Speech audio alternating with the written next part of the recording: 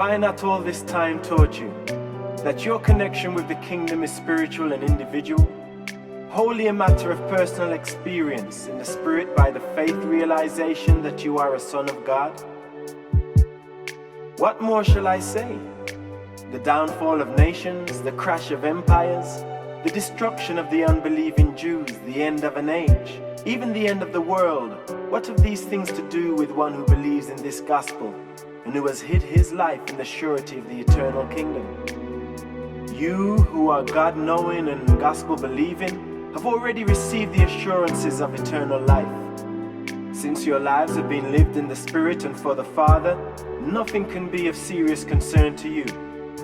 Kingdom builders, the accredited citizens of the heavenly worlds, are not to be disturbed by temporal upheavals or perturbed by terrestrial cataclysms.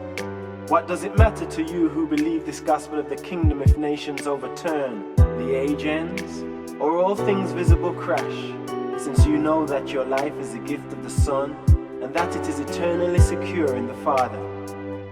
Having lived the temporal life by faith and having yielded the fruits of the Spirit as a righteousness of loving service for your fellows, you can confidently look forward to the next step in the eternal career with the same survival faith that has carried you through your first and earthly adventure in sonship with God.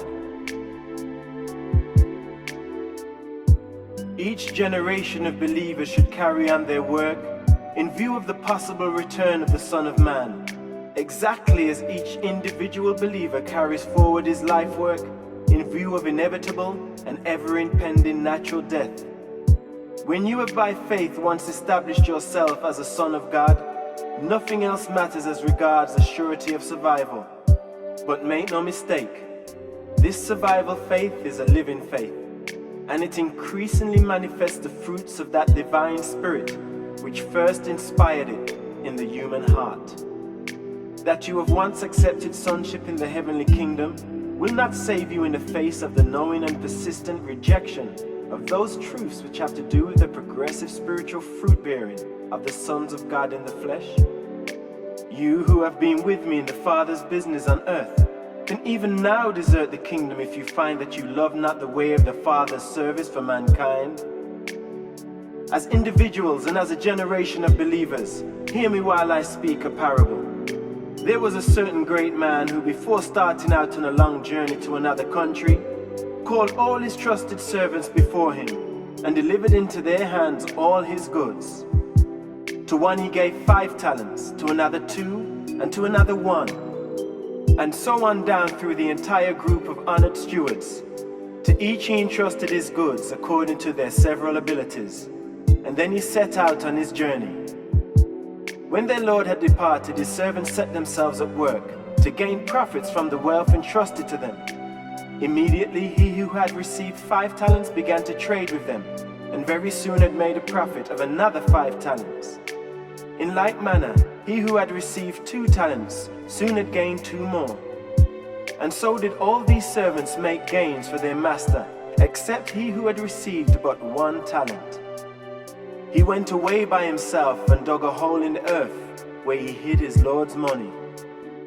Presently the Lord of those servants unexpectedly returned and called upon his stewards for a reckoning. And when they had all been called before their master, he who had received the 5 talents came forward with the money which had been entrusted to him, and brought 5 additional talents, saying, Lord, you gave me 5 talents to invest, and I am glad to present 5 other talents as my gain.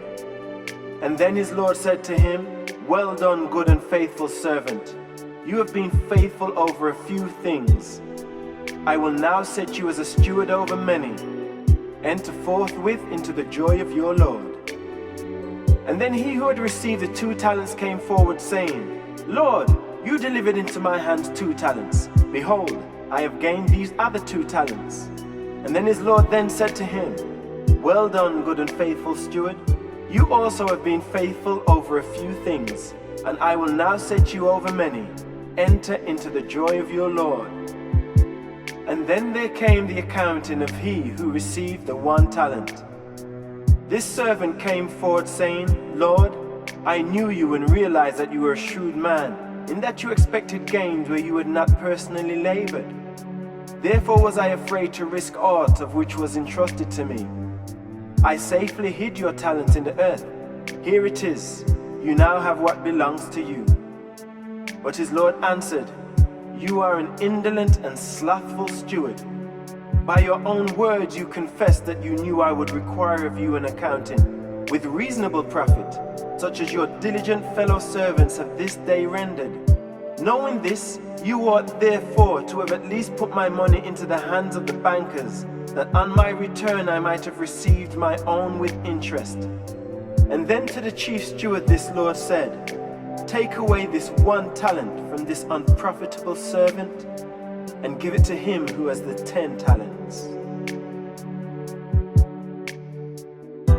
To everyone who has, more shall be given, and he shall have abundance. But from him who has not, even that which he has shall be taken away. You cannot stand still in the affairs of the eternal kingdom. My Father requires all his children to grow in grace and in a knowledge of the truth. You who know these truths must yield the increase of the fruits of the Spirit and manifest a growing devotion to the unselfish service of your fellow servants. And remember that, inasmuch as you minister to one of the least of my brethren, you have done this service to me. And so should you go about the work of the Father's business, now and henceforth, even forevermore. Carry on until I come. In faithfulness do that which is entrusted to you, and thereby shall you be ready for the reckoning call of death. And having thus lived for the glory of the Father and the satisfaction of the Son, you shall enter with joy and exceedingly great pleasure into the eternal service of the everlasting kingdom. Freely have you received, therefore freely should you give of the truth of heaven. And in the giving will this truth multiply and show forth the increasing light of saving grace, even as you minister it.